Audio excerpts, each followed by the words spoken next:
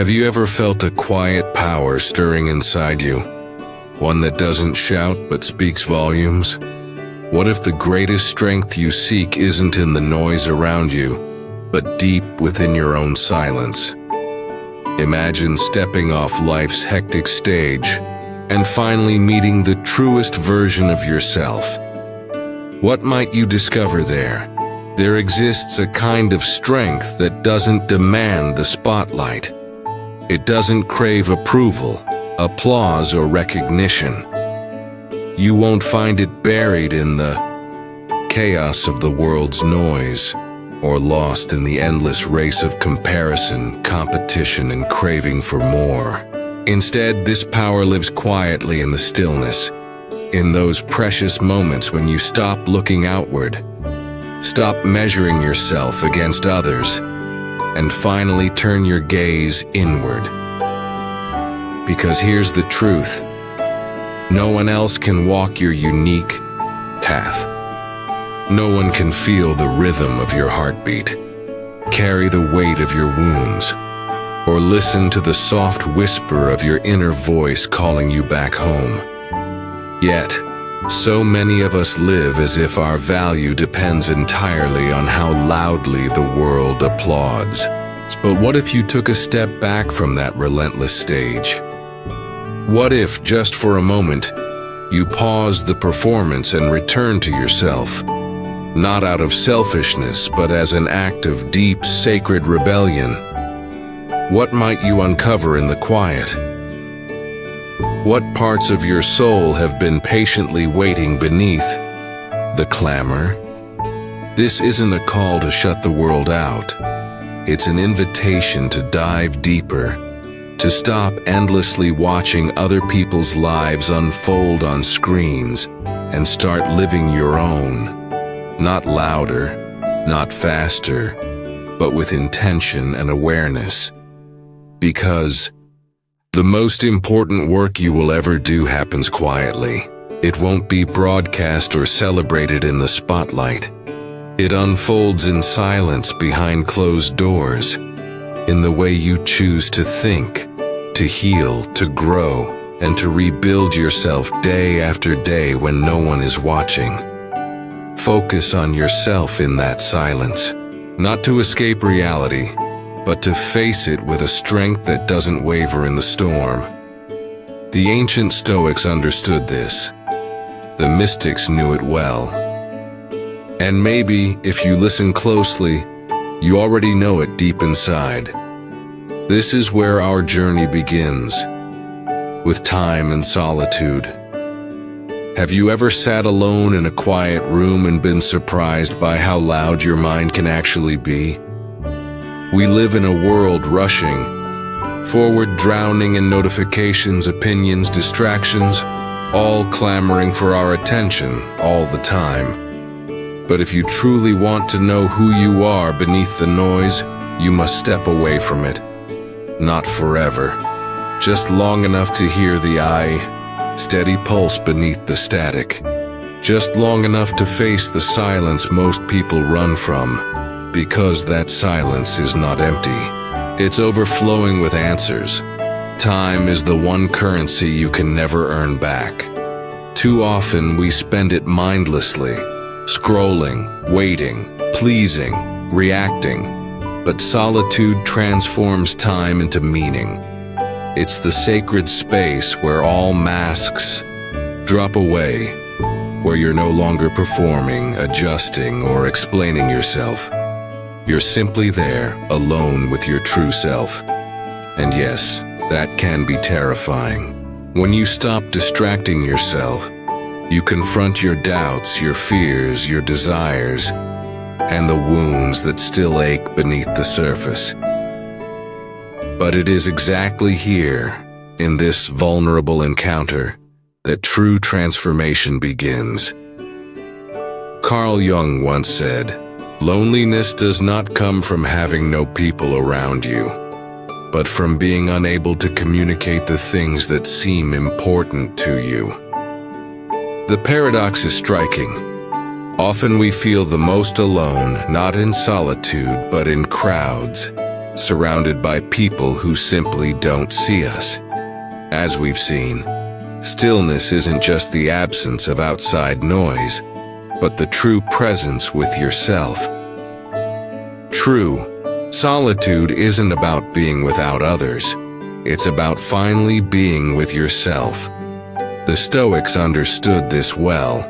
Seneca wrote, "Associate with people who are likely to improve you. But how can you know who improves you if you don't know what you truly need?" You discover that in solitude, in silence, when you stop chasing noise and start listening inward.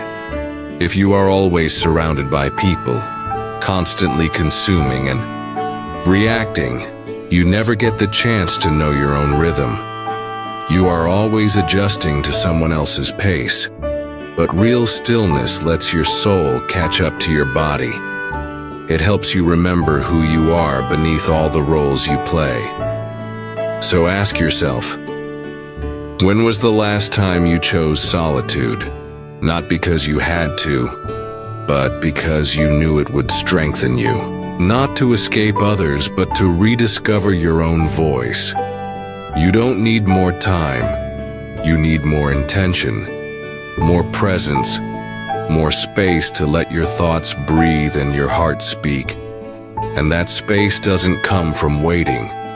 It comes from choosing. Choosing to unplug, to step back, to be alone. Not as a punishment, but as a gift. Because only in the quiet do we begin to hear what truly matters. Next, let's explore self-love. What does it mean to truly love yourself? Not in superficial ways like affirmations or spa days, but in a raw, honest way that makes you feel at home in your own skin. For many, self-love is the final frontier.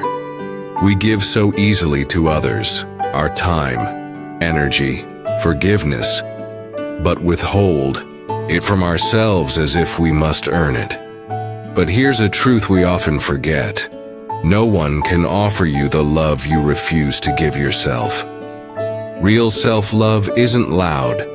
It doesn't need to be declared on social media or validated by likes. It is quiet, subtle, and sometimes uncomfortable. Loving yourself means holding a mirror up to the parts you've ignored. It means choosing to be gentle with your failures instead of ruthless. It means saying, "I matter," even when the world isn't clapping for me. And that kind of love is a practice, not a moment. Marcus Aurelius said, "The soul becomes dyed with the color of its thoughts." If you constantly think you're not good enough, that thought becomes the lens through which you see everything. It shapes how you treat yourself, how you tolerate being treated, and what kind of love you believe you deserve. You become what you repeatedly tell yourself in silence, in stress, in solitude. So what are you telling yourself when no one's listening? Nietzsche had a similar insight. He who despises himself still respects himself as one who despises. Even in our harshest self-judgment, there is a strange attachment, a clinging to a negative identity because it's familiar. But familiarity is not truth. Sometimes self-love means letting go of the stories you've told yourself for years, that you're broken, that you're not enough, that love is something you have to chase or earn. It's not. Imagine this. You're standing at the edge of a river. Across the water are all the dreams you've buried, every version of you that felt free, alive, and unafraid. In your hands, you're holding stones, past regrets, old guilt, voices telling you you're not worthy. You can't cross until you let them go, and you won't let them go until you believe you're worth the crossing. Self-love begins not in grand gestures, but in small rebellions, like waking up and not reaching for your phone, continuing from the journey of self-love and care, let's explore how to become more self-reliant and resilient within. Eating because your body deserves nourishment, not because you're punishing it. Speaking kindly to yourself after making a mistake. Forgiving yourself for being human. These are not signs of weakness, but signs of strength. Quiet strength. The kind that doesn't shout but endures patiently. The kind that doesn't chase after others but naturally attracts. When you begin to build a true relationship with yourself, you stop relying on others to complete you. You become your own safe space, your own source of peace. From that place, every connection you make, friendship, love, community, flows from wholeness, not from lack. The truth is, no one else can give you what you refuse to give yourself. No amount of praise, love, or success will ever feel enough if you're starving for your own acceptance. But once you become the person you're proud to come home to, everything changes. Not because the world treats you differently, but because you see it through different eyes. So ask yourself, are you a place you want to return to? And if not, what is one thing you can do today to change that? Step 3. Be self-sufficient. What happens when you stop asking the world to complete you? This is one of the most powerful and challenging questions you can face, because so much of what we do is driven by a quiet hunger for validation. We post to be seen, speak to be heard, give hoping to be loved in return. But what if your worth wasn't tied to anyone else's reaction? What if you didn't need to be seen to feel real? Self-sufficiency isn't isolation. It's not about becoming cold, distant, or pretending you don't need anyone. It's about choosing connection instead of clinging. It's the shift from need to choice, from dependency to freedom. Because when you rely on others to make you feel whole, you hand over your power, and sooner or later, that power will be used against you. Epictetus said, "No man is free who is not master of himself." Think about that for a moment. If your mood depends on someone else's words, if your confidence rises and falls with external approval, if your peace shatters the moment someone leaves, are you truly free? Freedom begins when you stop outsourcing your self-worth. When you stop waiting for someone else to validate your existence. But that doesn't mean you stop caring. It means you stop needing others to give you what you can give yourself. And ironically, that's what makes your presence even more magnetic. People are drawn to those who aren't desperate for attention, who radiate calm, confidence, and clarity without demanding anything in return. Carl Jung once wrote, "The most terrifying thing is to accept oneself completely." Why terrifying? Because it means standing in front of the mirror without distortion, seeing the parts you've tried to hide, the flaws, the shame, the unfulfilled dreams, and yet choosing to accept them. To say, "This is who I am, not perfect, not finished, but enough." That is the foundation of self-sufficiency. Not perfection, but wholeness. Think about someone you admire, someone who moves through life with quiet strength. Chances are they don't constantly explain themselves. They don't beg for attention or bend just to fit in. They've built a life that reflects their values, not other people's expectations. That's what self-sufficiency looks like. Not detachment, but deep-rooted clarity. Building on emotional self-sufficiency, a beautiful transformation happens in your relationships. When you become emotionally self-sufficient, your relationships don't weaken, they improve, because you're no longer demanding someone else to fill your inner gaps. You show up whole, not lacking, and ask only for mutual respect and genuine connection. No manipulation, no games, just truth. So here's a challenge for you. The next time you feel the urge to reach out just to be seen, pause. Ask yourself, what am I hoping they'll give me? Then ask, can I give that to myself? Instead, self-sufficiency is not the end of love. It's the beginning of a healthier, freer, more powerful kind of love. One that doesn't bind but lifts. One that says, I choose you not because I need you, but because I already have me. Step 4. Care for yourself inside and out. How often do you treat your body like someone you truly love? This question stops many in their tracks because we're taught to chase success, productivity, and recognition, but rarely to pause and ask, what kind of home am I building inside my own skin?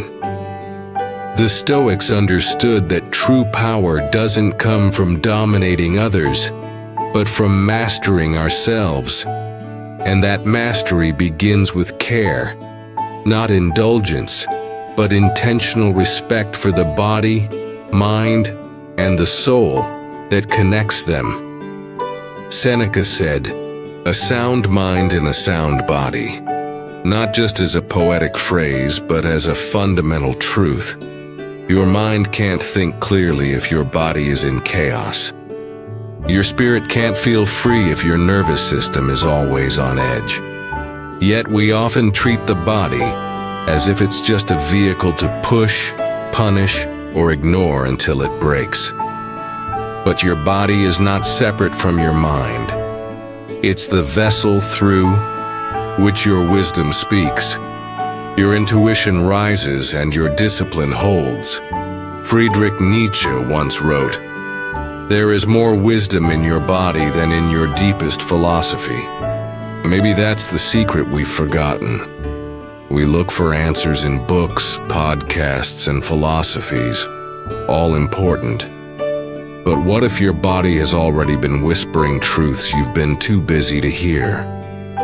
That ache in your chest when you betray yourself, the fatigue after another day spent people-pleasing, the tightness in your throat every time you silence your truth. Care isn't weakness, it's strength with roots. To nourish yourself is not vanity, it's alignment. Sleep isn't laziness, it's a foundation for clarity. Rest isn't escape, it's preparation. Choosing healthy food isn't punishment, it's reverence. Movement isn't a chore, it's a conversation with your vitality. When you care for your body, you build endurance to face discomfort without breaking. When you care for your mind, you sharpen the focus to choose response over reaction. But true care goes deeper than routines. It's not just what you eat or how you move. It's the way you speak to yourself in silence. Do your inner thoughts strengthen you or sabotage you? Would you speak to someone you love the way you speak to yourself in your lowest moments? If the answer is no, maybe it's time to change your tone. Not with fake positivity, but with honest compassion, with truth that uplifts rather than shames. This is not about chasing perfection, building on the holistic care of yourself. Now it's time to look deeper at how you treat yourself, from your body and mind to other aspects of life. Recognize that your body and mind are not obstacles, but your allies. How you treat them reflects the value you place on your own existence, not just when people are watching, but especially when they are not. So take a deep breath right now and ask yourself, What part of me have I been neglecting? What would it look like to care for that part, even in a small way today? Because your habits are not just actions, they are statements. Every choice you make says, "This is how much I believe in my own future." Your body carries you through every challenge. Your mind guides you through every storm. Treat them as sacred tools, not only after they break down, but now, while they still have the strength to carry you where you are meant to go. Step 5. Learn to manage your finances. What if peace had a price, and that price wasn't money, but mastery? We rarely think of financial management as a spiritual act, but it is. Every financial decision you make isn't just about managing dollars. You're shaping your future, reinforcing your values, and either strengthening or weakening your sense of control. Money is more than currency. It's energy. When that energy is scattered, your life becomes reactive, unstable, and full of unnecessary stress. But when it aligns with intention, it becomes a quiet form of power, one that buys you freedom, not just things. Seneca once said, "It is not the man who has too little, but the man who craves more, that is poor." In a world that celebrates craving, more shoes, more subscriptions, more distractions, choosing simplicity becomes an act of rebellion. Financial self-respect doesn't start when you have enough, but when you define what enough means to you, not what society tells you, not what others flaunt, but what you truly need to live with purpose and peace. Carl Jung offered another perspective. The shoe that fits one person pinches another. There is no one-size-fits-all recipe for living. Applied to finances, this means there is no universal formula for success. Some thrive with minimalism. Others feel alive building empires. But whatever your path, clarity is key. Financial peace doesn't come from comparison. It comes from knowing what truly matters to you and refusing to spend your life chasing what doesn't. Managing money isn't greed, it's autonomy. It's saying, "I refuse to be owned by stress, debt, or things that don't serve me." It's building a life that supports your growth, not one that looks good on the outside but secretly drains you. Think of it this way. Every dollar you spend is a vote for the kind of life you choose to build. Are you voting for short-term comfort or long-term freedom? For distraction or direction? For surface pleasures or deep soul fulfillment?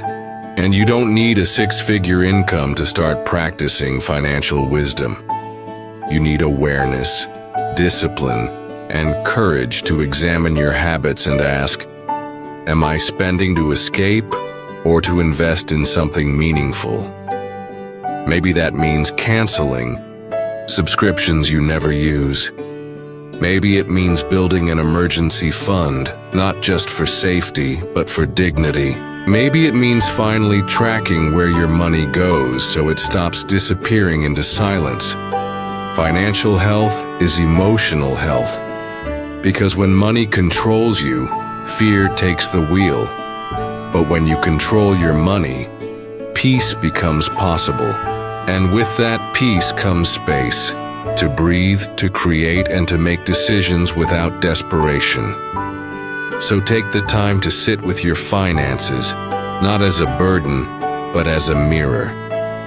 Building on your reflection through the mirror of finances, let's look deeper at how you value your time, energy, and future. What are they reflecting back to you?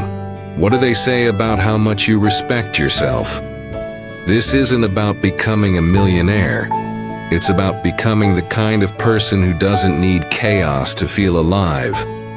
someone who doesn't need excess to feel worthy, someone who builds stability, not for vanity, but for freedom, because that freedom gives you the space to live by design, not by default. Step 6. Dignity in relationships. Why do we feel the need to prove our worth to others? It starts early, with subtle rewards for being good, fear of disappointing, and quiet pressure to be accepted. As we grow, we learn to perform. We smile when we want to cry. We stay silent when we want to speak. We bend, shift, and accommodate, all to maintain connection and avoid rejection. But somewhere along the way, we forget that dignity is not a prize given by others. It's a presence we carry within ourselves. And once you start trading your dignity for approval, you begin to disappear from your own life. Epictetus warned, "If you want to improve, be content to be thought foolish and stupid, because growth often looks like rebellion to those who benefit from your silence." When you stop people-pleasing, it's not that you've become difficult. It's that you've started respecting yourself. And people used to your compliance will call that selfishness. But it's not. It's truth finally taking up space. Think about how often we say yes when we mean no. How often we shrink ourselves to keep the peace, unaware that we're creating a war inside. Dignity means drawing a line and saying, "I don't have to be cruel to be clear. I don't have to be loud to be strong, but I won't abandon myself to keep someone else comfortable." Nature said it best, "Become who you are."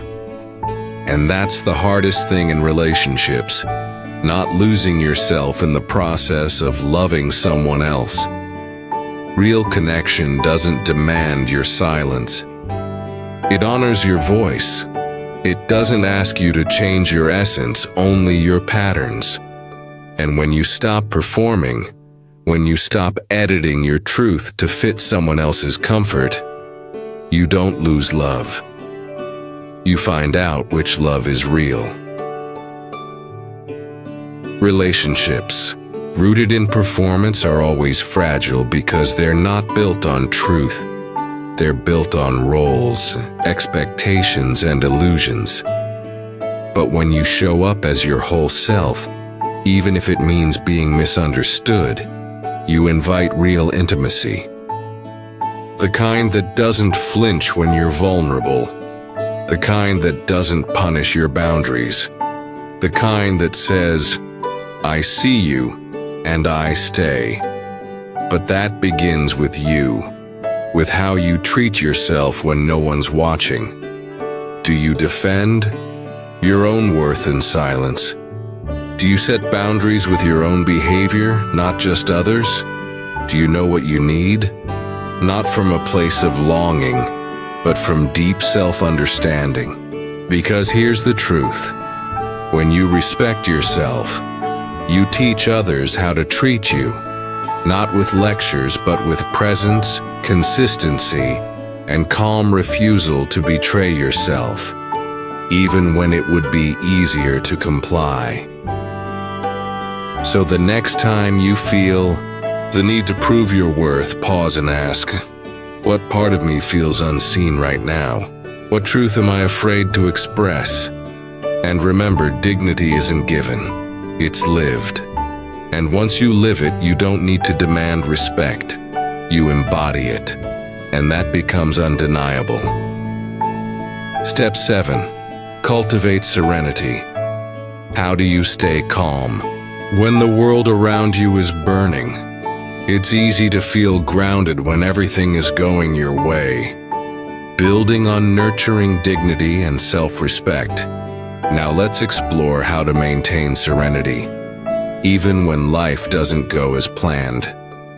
It's easy to feel grounded when bills are paid on time, Relationships are smooth, and plans unfold exactly as you imagined. But what happens when life takes a turn?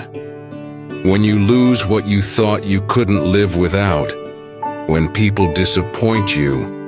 Or when the noise outside becomes louder than your own thoughts? That's when serenity is no longer just a concept. It becomes a lifeline. Serenity isn't the absence of conflict. It's the refusal to let conflict control you. It's not passivity, but full presence. The Stoics deeply understood this. Marcus Aurelius wrote, "You have power over your mind, not outside events. Realize this, and you will find strength." This is not just a motivational quote, it's a survival strategy. Because if you don't train your mind to find stillness in the storm, you'll spend your life at the mercy of every gust of wind. Serenity holds a quiet discipline. The discipline not to react to every insult. The strength to hold your center when others lose theirs. The clarity to observe, breathe, and reflect instead of letting every emotion command you. This kind of peace is earned not through avoidance but through practice, by choosing stillness again and again when chaos demands your attention. Carl Jung once said, "Even a happy life cannot be without a measure of darkness." Serenity isn't about avoiding pain. It's about learning to hold it without losing your clarity.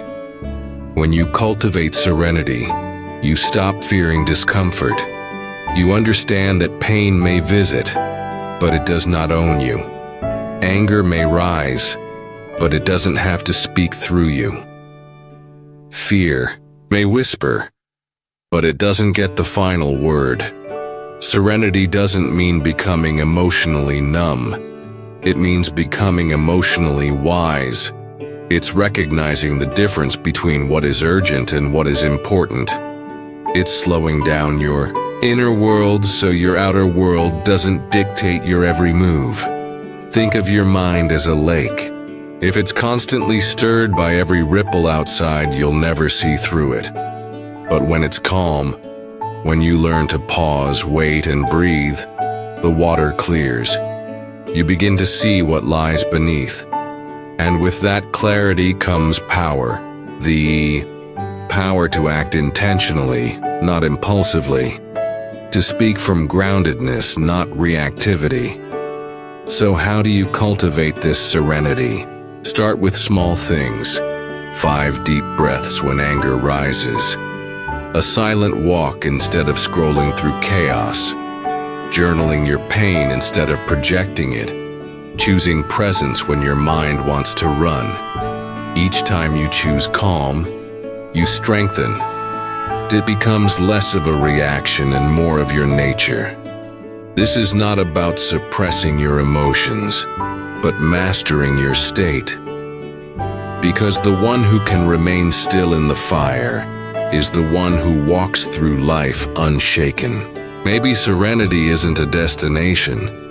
It's a daily decision, a posture, a practice, a quiet rebellion against the noise. Step 8. Act more. Speak less. What would your life look like if your actions spoke louder than your explanations? We live in a culture obsessed with words.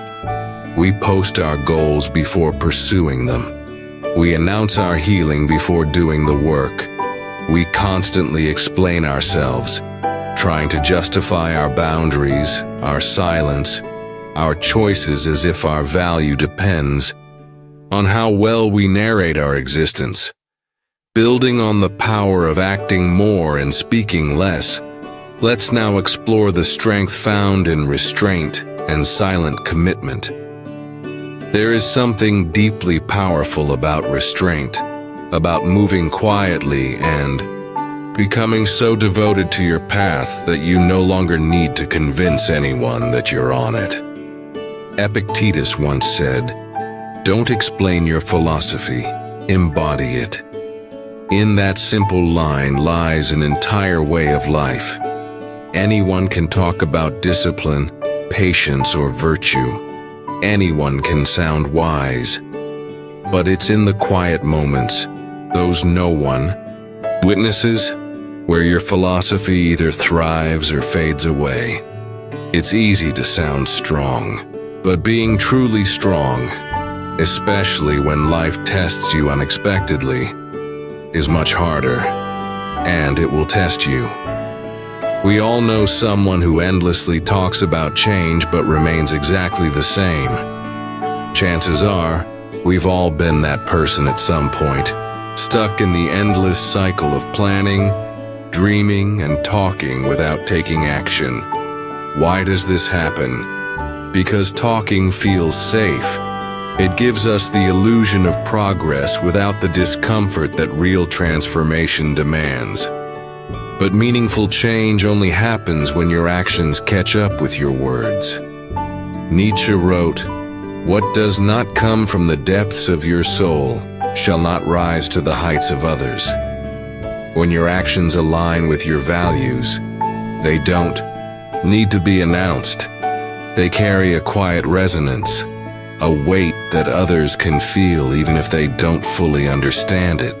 There's a magnetic power in someone who simply lives their truth without apology, without showmanship.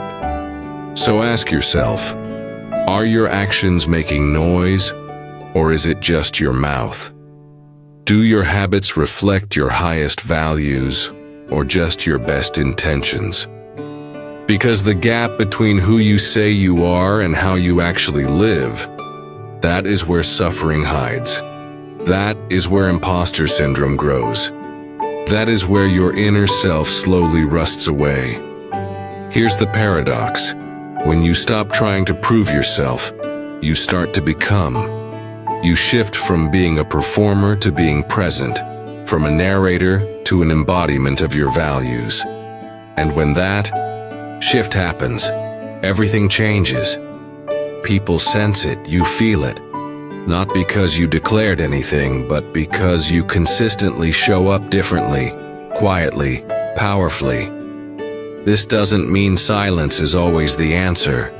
It means your words should come from your actions, not replace them. It means leading with your life, not just your language. Because the deepest respect from others and from yourself doesn't come from what you say. It comes from what you do, especially when it's difficult. So maybe today's the day you stop explaining and start executing. Not because you owe the world proof, but because you owe yourself progress. Step 9. Learn to say no. When was the last time you said no without guilt? It sounds simple, a 2-letter word. But for many, it feels like confrontation, rejection, even betrayal. We say yes to invitations we dread. We agree to commitments we can't handle. We bend our boundaries to avoid discomfort. And each time, we tell ourselves we're being kind, flexible, easy to love. But what we're really doing is disappearing. Saying no isn't about pushing people away. It's about finally pulling yourself closer. It's one of the clearest, most courageous acts of self-respect. Because when you say no from a place of alignment, you're not just declining an invitation, you're affirming a value. You're declaring what you will and will not allow into your space, your time, your energy. Seneca once said, "He who is brave is free." And that kind of bravery starts small. It starts when you stop over-explaining, building on the courage to say no. Let's delve deeper into protecting your boundaries with calmness and consistency. When you stop turning every no into a negotiation. When you no longer apologize for needing time, space, or solitude. The people who truly care for you don't require you to betray yourself to stay close. Those who do are not your home. Carl Jung added another layer of truth. A healthy person does not torture others. Often it is the tortured who become torturers. This reminds us that when someone reacts negatively to your boundaries, it's often not about you, but about their unhealed wounds, their fear of loss, and discomfort with limits. Your job is not to manage their wounds, but to honor your own well-being. Boundaries are not walls, they're filters. They don't block connection, they protect it.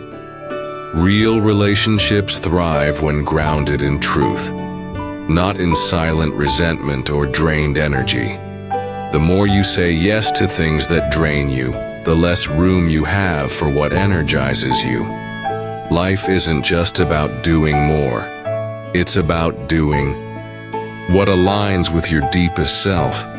Here's the quiet tragedy. Many people never learn to say no until their health collapses, until their mind is burnt out, their soul exhausted, their body screaming for rest. But it doesn't have to come to that. You don't have to fall apart to justify your need for boundaries. You can choose to honor them now, calmly, clearly, consistently. It starts with noticing where yes has become automatic. The people who expect access to your time without respect. The patterns that keep you overextended and undernourished. And then interrupting the cycle, one no at a time. Each no you give with intention is a yes to something deeper. Your peace, your clarity, your purpose. It's a statement that your time matters, your presence matters, and most of all, your integrity matters. You don't owe the world an explanation for protecting your energy. You owe yourself a life that feels true. Step 10. Connect with nature. When was the last time you stood still and let the world move around you? Not on a walk while checking your phone. Not during a hike just to burn calories. But truly still. No destination, no agenda. Just you and the earth beneath your feet. In those rare moments, something ancient awakens. Something beneath the stress, beneath the roles you play, beneath even your thoughts. It's the part of you that remembers you are not separate from nature. You are part of it. The Stoics understood this deeply. Marcus Aurelius wrote, "Dwell on the beauty of life. Watch the stars and see yourself running with them. That's not metaphor, it's instruction. Look up, look around. Realize that while you're lost in thought, deadlines, and the noise of modern life, the sky hasn't moved. The wind hasn't rushed. The trees haven't asked permission to grow. Nature doesn't compete. It doesn't rush. And it never forgets its rhythm, but we do. We disconnect. We live in boxes staring at screens, feeding on noise. And then we wonder why we feel anxious, out of place, or spiritually starved. But the remedy has been here all along. Outside your window, beneath your feet, above your head. Nature wrote, "All truly great thoughts are conceived while walking," because movement in nature quiets the mind. It softens the ego. It reminds you that you're not the center of the universe. And somehow that humility is freeing. It lifts the pressure. It widens your perspective, building on the deep connection. With nature, let's take a fresh look at how we face the problems we obsess over. You realize that the issues weighing on your mind are merely ripples on the surface of something much deeper.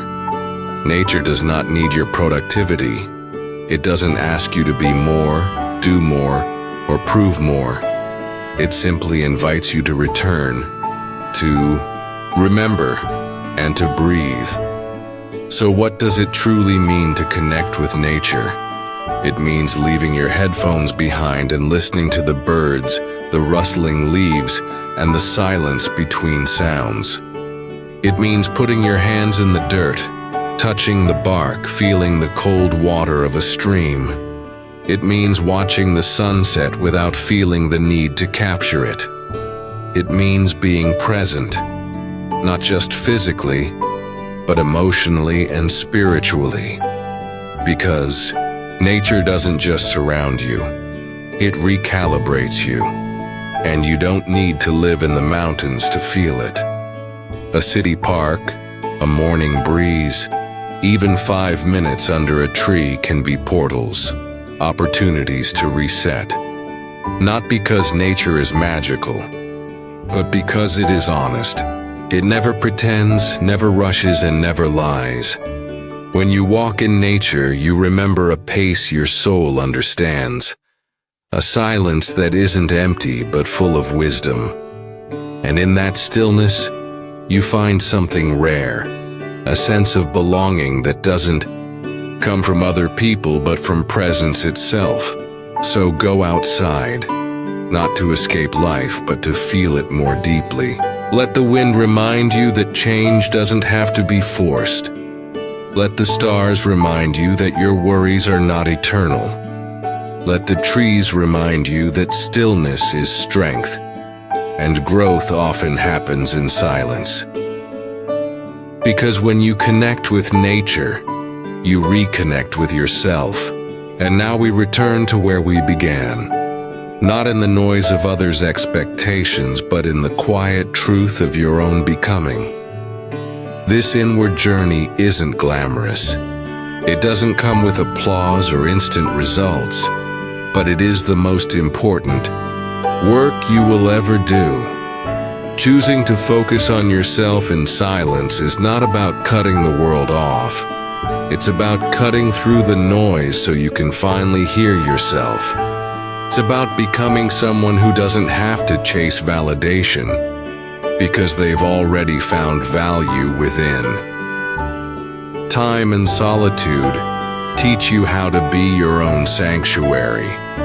Self-love helps you build a relationship with that sanctuary. Self-sufficiency gives you the freedom to protect it. Caring for yourself inside and out fortifies it. Financial clarity secures it. Dignity in your relationships honors it. Serenity deepens it. Quiet action grounds it. Saying no defends it. And nature reminds you that you've always belonged to something greater. The Stoics didn't live in a fantasy of eternal peace. They lived in the real world, with its chaos, pressure, and pain, just like you. But they chose again and again to return to what they could control, their thoughts, their actions, their perspective. And in doing so, they found a different kind of strength. A strength that didn't demand attention. It simply endured calmly, consistently, and powerfully. So, maybe the invitation is this: don't run from silence. Walk into it. Don't fill every space with noise. Let some things remain unspoken. Let your life speak instead. You are not behind. You are not broken. You are simply being asked to pause and remember who you are, beneath all the expectations. That voice inside you, the one that whispers instead of shouts, hasn't left. It's just been waiting for the noise to fade. And now that it has, what will you do next? If this episode gave you something to think about, feel, or change, consider subscribing, sharing it with someone who needs it, and most importantly, begin today, quietly, intentionally, for you.